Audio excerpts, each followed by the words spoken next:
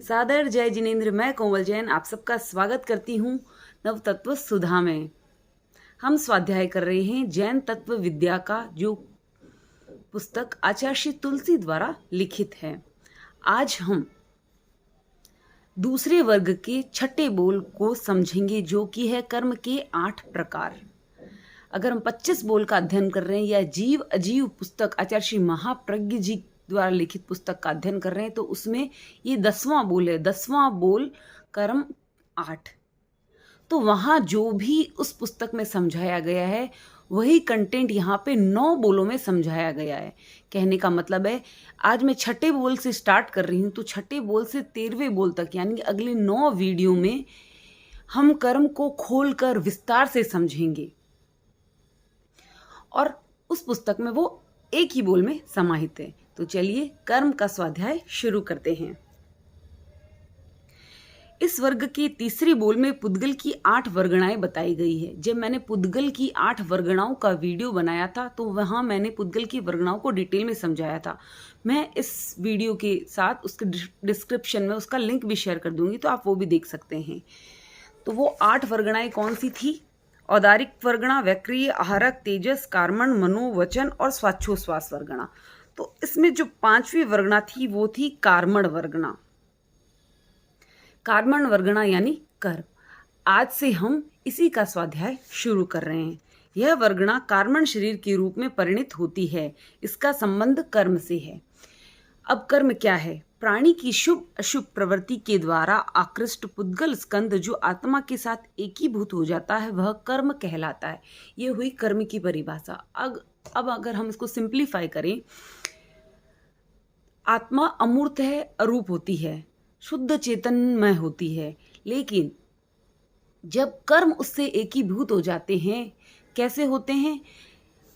कोई भी प्राणी, चाहे वह एकेंद्रिय हो, द्विंद्रिय हो, त्रिंद्रिय हो, चतुरिंद्रिय हो, पंचेंद्रिय हो, कोई भी जीव जब कोई भी मन, वचन, काया द्वारा शुभ या अशुभ प्रवृत्ति करता है, हम कोई भी प्रवृत्ति कर रहे हैं, जैसे कि मैं अभी आपको स्वाध्याय करा रही हूँ, तो मेरी वचन की भी प्रवृत्ति हो रही है, काया की भी प्रवृत्ति हो रही है।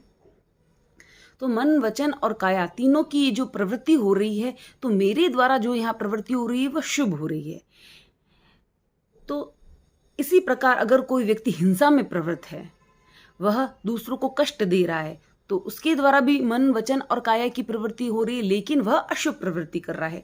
तो प्रवृत्ति चाहे कैसी भी हो, शुभ हो या अशुभ हो, जैसे ही जीव प्रवृत्ति करता है तो आसपास मैंने एक पुद्गल की जब समझाया तो उस वीडियो में समझाया था कि ये पूरा लोकाकाश पुद्गल के स्कंदों से भरा हुआ है, अनंता अनंत प्रदेशी पुद्गल स्कंदों से भरा हुआ है।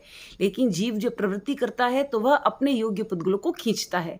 तो जैसे ही जीव शुभ अशुभ प्रवृत्ति करता है तो वह आसपास कर्म वर्गणा के पुद्गलों को अपने साथ खींचता है और वे कर्म आत्मा के साथ, वो वर्गणा आत्मा के साथ एकीभूत हो जाती है।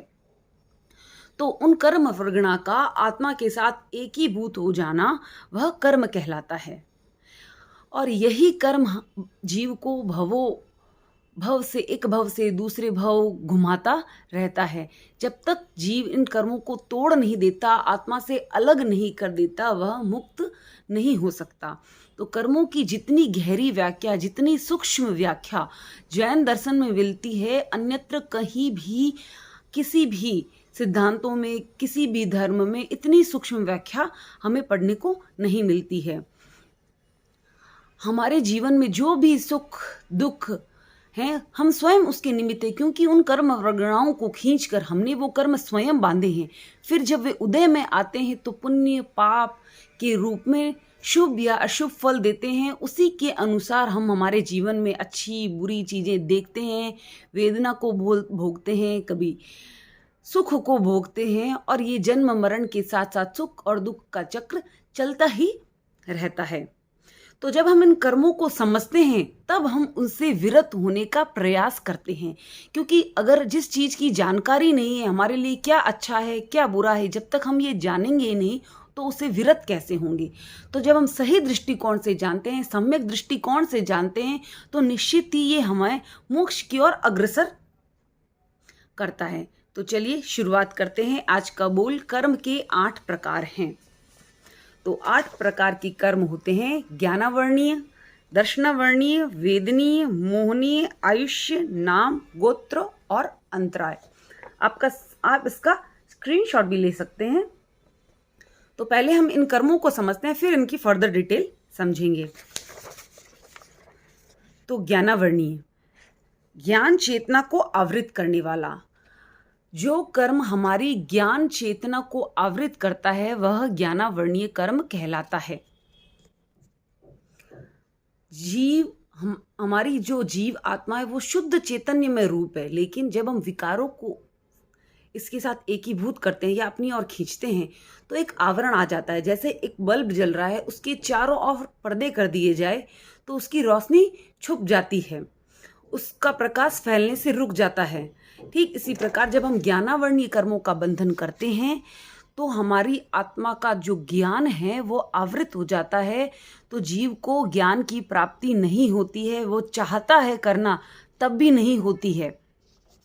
ये ज्ञानावर्णीय की परिभाषा हुई। दूसरा दर्शनावर्णीय, दर्शन चेतना को आवृत करना। तो आत्मा की दर्शन चेतना को आवृत करने वाला कर्म दर्शनावर्णीय कर्म है। जिन कर्म पुद्गलों को हम खींचते हैं, तो दर्शनावर्णीय कर्मों को अगर हम बंधन करते हैं तो हमारा दर्शन आच्छादित हो जाता है, हमारी सामान्य जानकारी प्राप्त करने में भी जीव को बाधा उत्पन्न होती है। दर्शन हो गया सामान्य जानकारी, ज्ञान हो गया विशेष जानकारी। अगर हम इसे सरल भाषा में समझें तो जब हम दर्शनावर्णीय कर्मों का बंधन करते हैं तो हमारा दर्शन चेतना आवृत हो जाती है। उसके बाद तीसरा है वेदनीय कर्म। तो सुख दुख की अनुभूति का हेतु जब हम वेदनीय कर्मों का बंधन करते हैं, इनके कारणों के बारे में, क्यों वेदनीय कर्मों का बंधन होता है, ज्ञानावर्णीय कर्मों का बंधन होता है, उनसे क्या फल होता है, आदि आदि सभी चीज़ें हम आगे की वीडियो में डिटेल से समझेंगे। अभी हम यहाँ सिर्फ डेफिनेशन समझ रहे हैं, फिर हम धीरे धीरे इन सब को खोल खोल के समझेंगे। तो सुख व दुख की अनुभूति में हेतु, जो भी हमें सुख या दुख की अनुभूति होती है वह वेदनीय कर्म के कारण होती है। उसके बाद मोहनीय कर्म, चेतना को विकृत करना। मोहनीय कर्म का क्या कारण है? मोहनीय कर्म के कारण क्या होता है? हमारी चेतना विकृत हो जाती है। विकृत या मूर्छित करने वाला मोहनीय कर्म है। जब हम मोहनीय कर्मों का बंधन करते हैं तो हमारी आत्मा विकृत या मूर्छित हो जाती है, तो हमें अच्छे बुरे किसी चीज़ का भान नहीं रहता है। उसके बाद आयुष्य कर्म, एक गति में निश्चित समय तक बांधना। किसी एक गति में निश्चित अवधि तक बांध कर रखने वाला आयुष्य कर्म है। आयुष्य कर्म के कारण हम, जैसे अभी मैंने मनुष्य जन्म लिया है, तो मुझे इस मनुष्य जन्म में बांध के रखने वाला कौन है? आयुष्य कर्म है। जब तक मेरा इस जन्म का आयुष्य समाप्त नहीं होगा, मैं मनुष्य जन्म में ही रहूंगी। जैसे ही मेरा ये आयुष्य समाप्त होगा, फिर चाहे मैं देवगति में जन्म लूँ, चाहे तिर्यंच में लूँ, चाहे नरक गति में लूँ, तो वहाँ का जितना आयुष्य होगा वो मुझे भोगना होगा। तो एक गति में निश्चित अवधि तक बांध कर रखता है आयुष्य कर्म। उसके बाद नाम कर्म, शरीर की संरचना की प्रकृष्टता या निकृष्टता। जो हमारी शरीर की संरचना है वह अच्छी है या बुरी है, इसका कारण नाम कर्म है। हम देखते हैं कभी कभी किसी सुंदर चेहरे को देखते हैं तो हमारी नज़रें टिक जाती है, हटाने का मन नहीं करता है। और कभी कभी किसी रूप को हम देखते हैं तो वह इतना कुरूप लगते हैं कि हमें उन्हें देखने का भी मन नहीं होता। तो इनका कारण क्या है? इस रूप की प्रकृष्टता या निकृष्टता का कारण ये हमारा नाम कर्म है।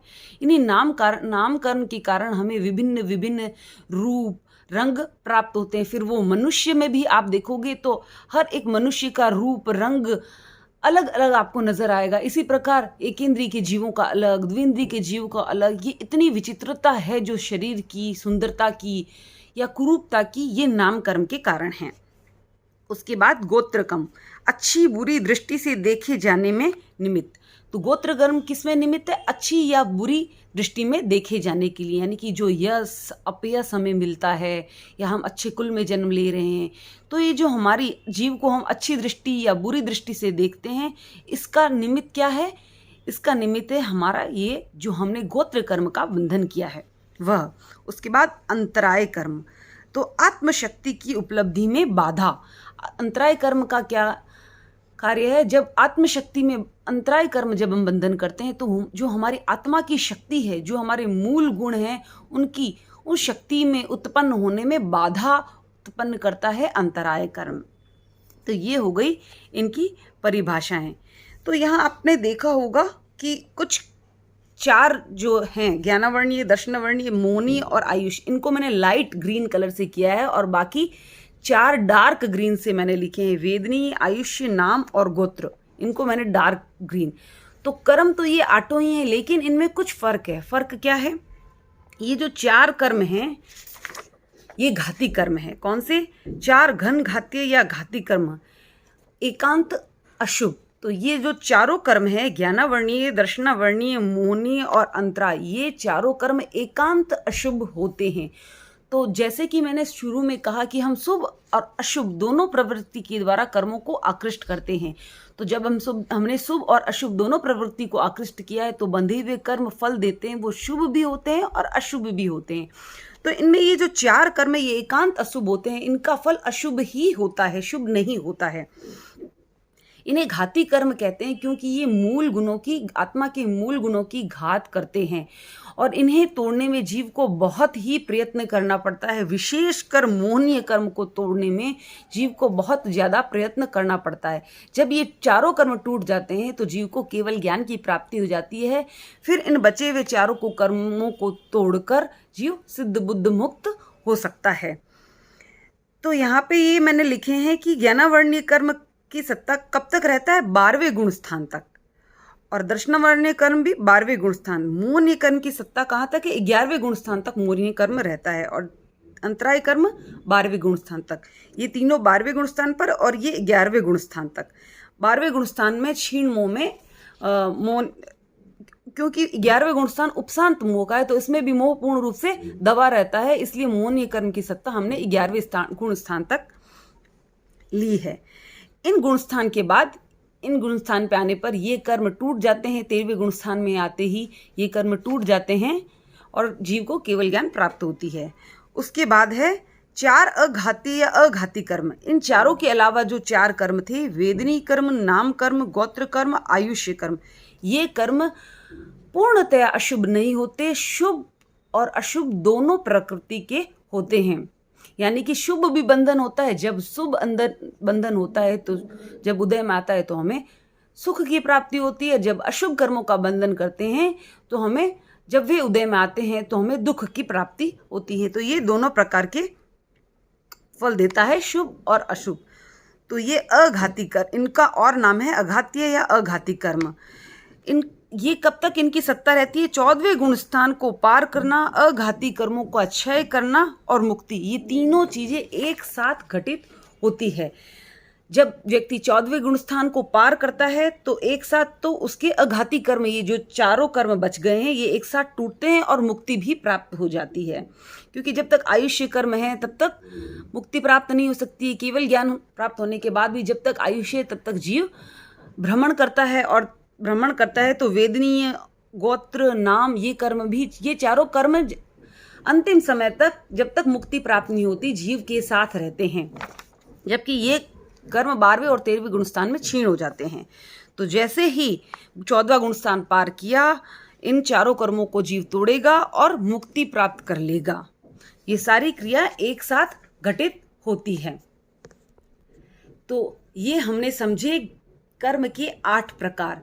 तो इस बोल में हम यहाँ इसको इतना ही समझ रहे हैं, लेकिन अब जब हम आगे की वीडियोस देखेंगे तो हम इनकी उत्तर प्रकृतियाँ, इनके लक्षण, ये इनके क्या कार्य हैं, इनको दृष्टांतों से समझेंगे। तो आगे आने वाले जो हमारा बोल 13 है, तब तक हम 8-9 वीडियो लगभग हम कर्म के बारे में ही समझेंगे। तो अगर आपको मेरा वीडियो पसंद आ रहा है तो प्लीज़ इसे लाइक कीजिए, शेयर कीजिए, और आगे के वीडियोस के साथ बने रहने के लिए, कर्म को सूक्ष्म रूप से समझने के लिए, आत्मग्रह करने के लिए इस ज्ञान को, मेरे चैनल को सब्सक्राइब कीजिए। क्योंकि सब्सक्राइब आप करेंगे तभी आपको आगे की वीडियो सरलता से मिलते चलेंगे। और प्लीज़ इसे ज़्यादा से ज़्यादा शेयर कीजिए ताकि ये जानकारी औरों तक भी पहुँचे और हम भी इस शुभ निर्जरा जो हमारी हो रही है उसका हिस्सा हम बन सकते हैं। ओम अरहम।